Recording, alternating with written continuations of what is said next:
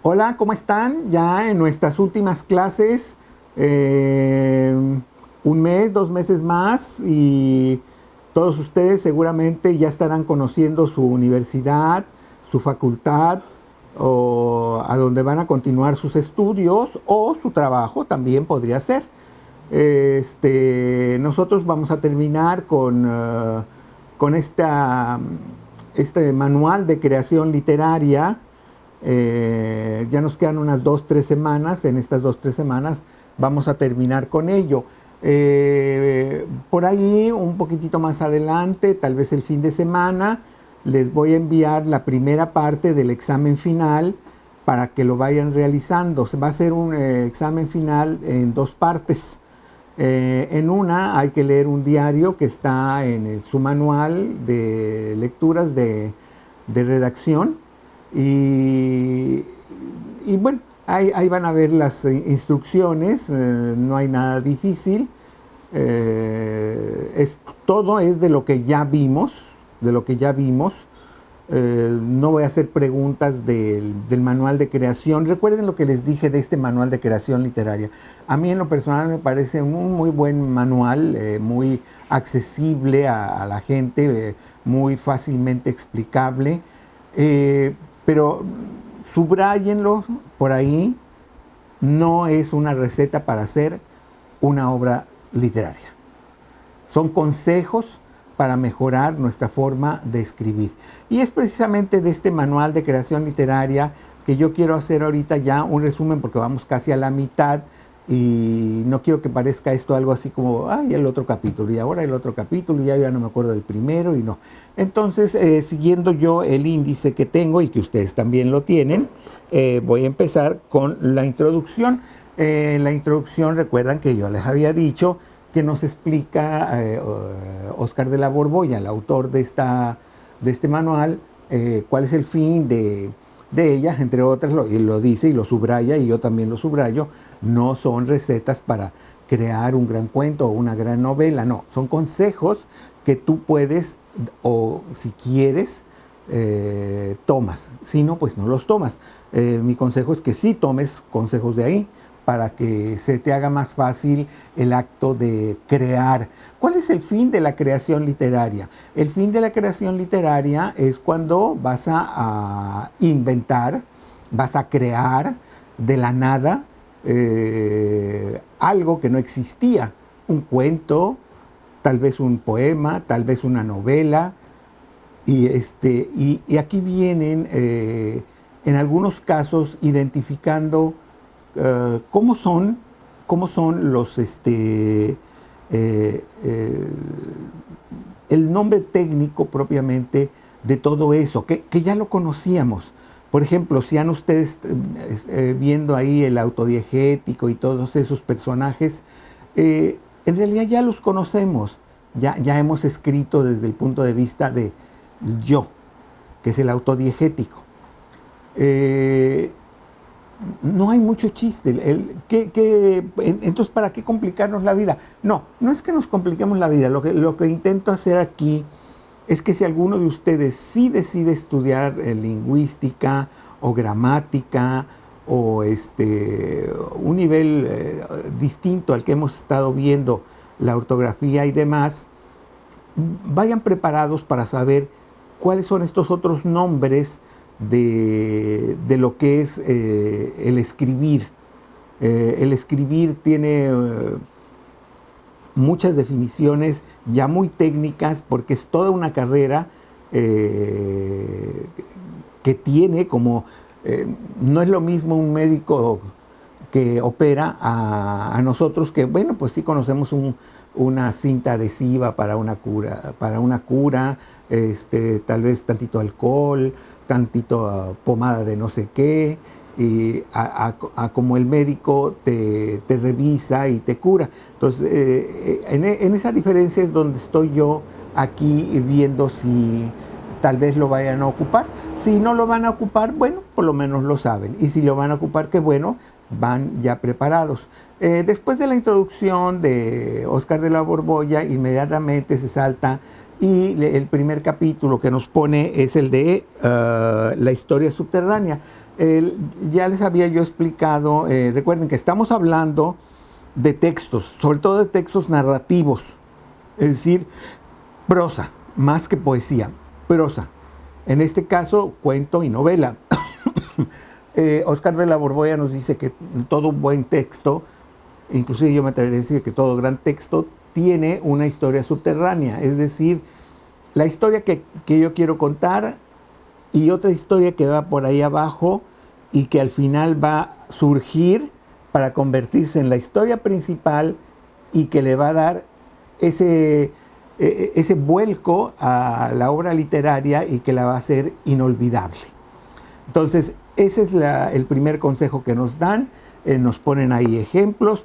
Yo espero que lo estén leyendo y les digo esto porque por ahí me he dado cuenta de que estoy enviándoles pequeñas notas, definiciones y demás, y no las leen.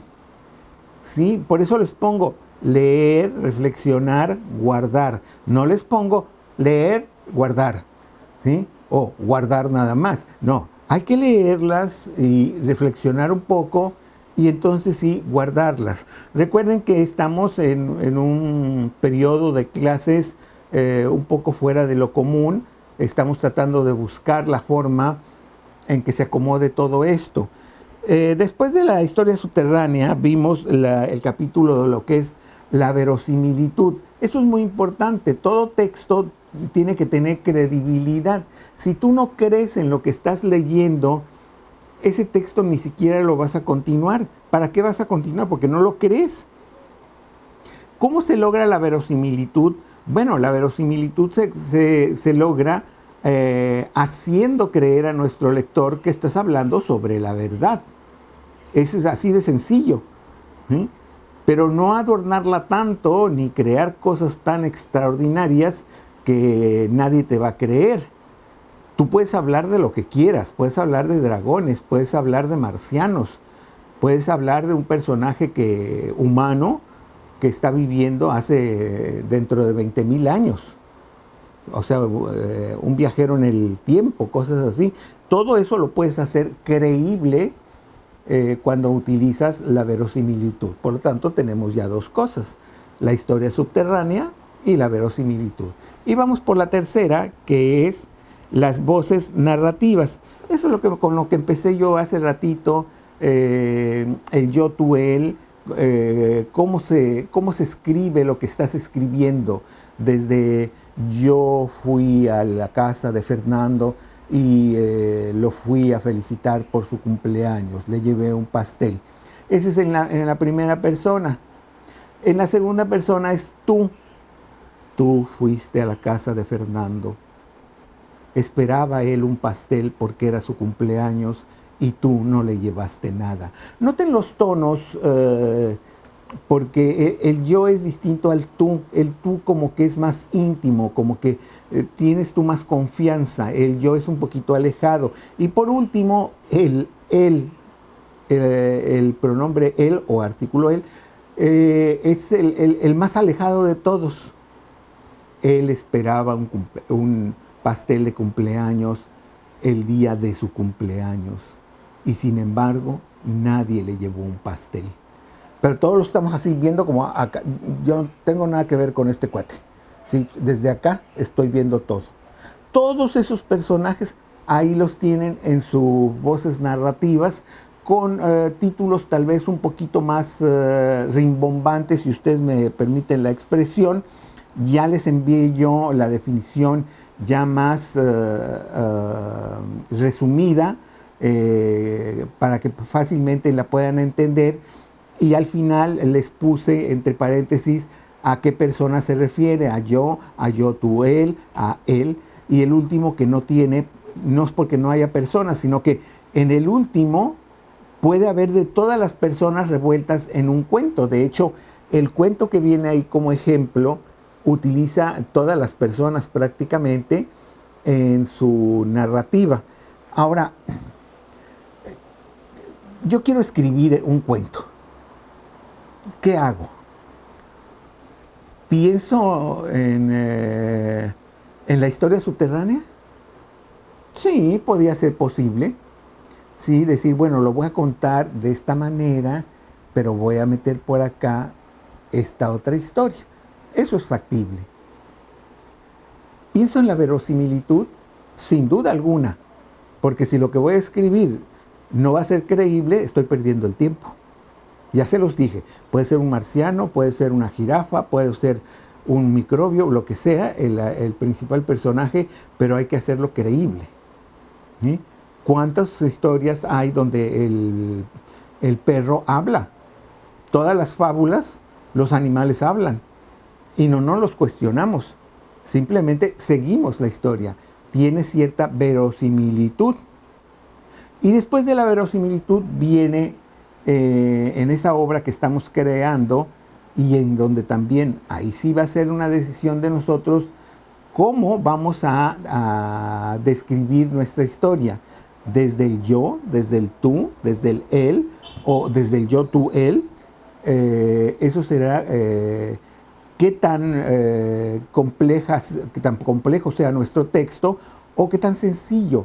Esto de complejo y sencillo no indica que porque es complejo es una obra maestra y porque es sencillo es tonto. No, simplemente es la decisión de nosotros de ver cómo queremos manejar la historia, porque ahí en esa historia nos van a dar una atmósfera y nosotros vamos a ver cómo nos va a crear una atmósfera. Por cierto, que ya he estado revisando trabajos de Aura y algunos de ustedes ni siquiera me mencionaron la atmósfera.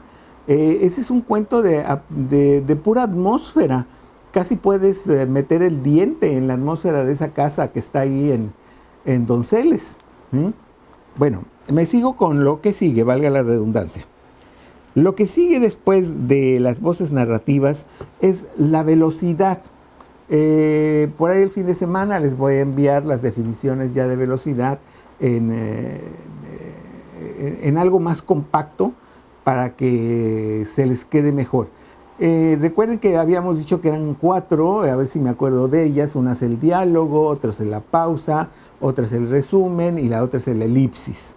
Todos estos 4 recursos son los que utilizamos nosotros cuando estamos escribiendo ese cuento o ese texto que queremos escribir. Cada uno de ellos nos sirve con distintas velocidades. Ya les había dicho, una pausa te detiene completamente, tal vez sea de este párrafo al otro párrafo. ¿Sí? Un resumen es tal vez cuando en un párrafo cuentas 20 años, ¿sí? Dices, y Martita, que sufrió más de 17 años al lado de Alonso, al fin se había librado de él. Ahí en esa oración chiquita, 17 años nos damos cuenta que su vida con Anselmo había sido una mugre, una basura, pero en una sola frase resumimos 17 años. Luego tenemos por ahí la elipsis, que es cuando también es muy pariente cercano de lo que acabamos de mencionar, del resumen, que nos dice, Martita sufrió toda su vida igual que su madre.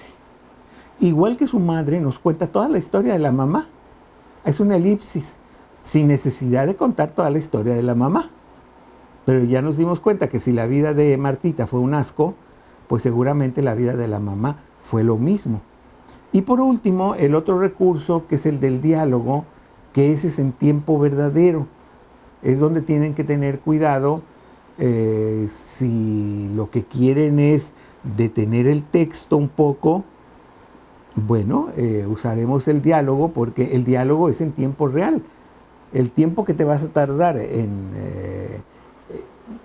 que se escenifique ese diálogo es el tiempo que va a durar dentro de tu texto, ya sea novela o cuento.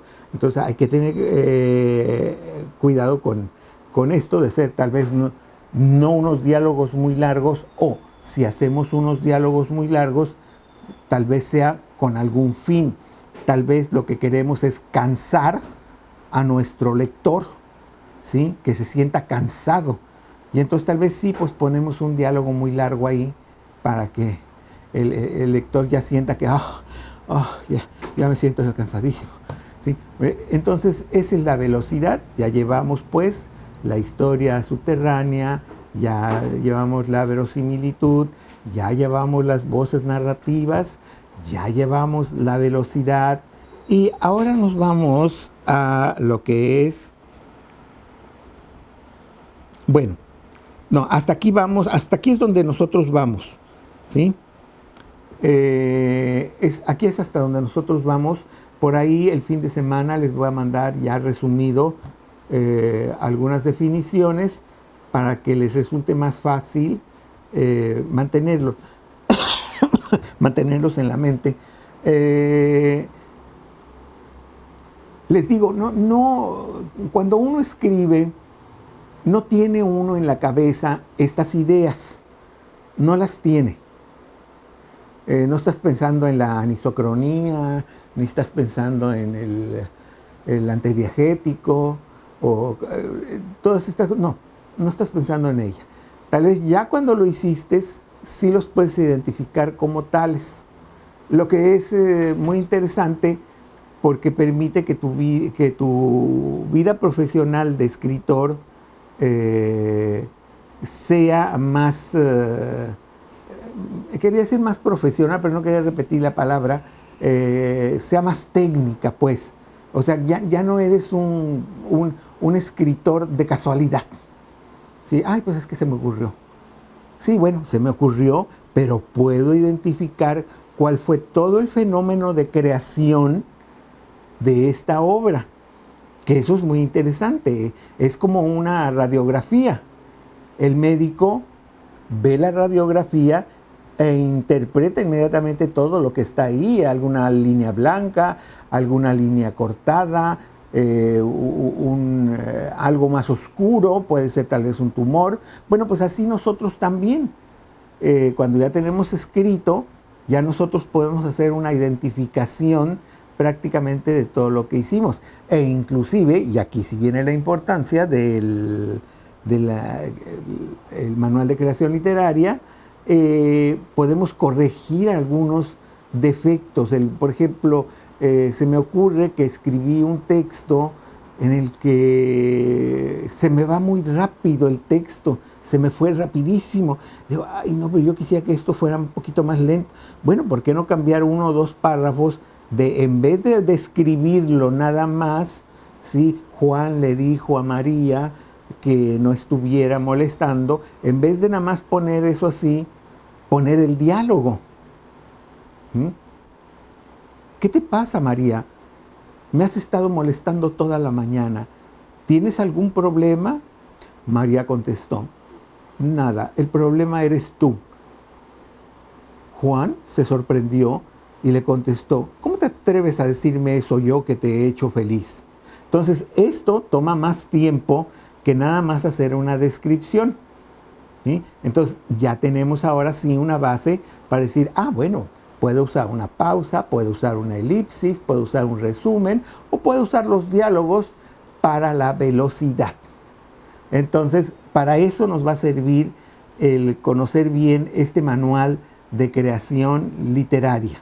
Entonces, por favor, pongan atención a las definiciones que les estoy enviando, los consejos que les estoy enviando, y no nada más las guarden. La idea es que por lo menos lo vean de tal manera que lo recuerden hoy y que lo recuerden dentro de 10, 15, 50 años. ¿Sí? Esa es la intención. Algunos de ustedes, estoy de acuerdo, no van a ser escritores, pero sí van a ser lectores. Y también eso les va a servir para identificar tecnicismos en una obra literaria. Por hoy eso es todo y nos vemos en la siguiente plática.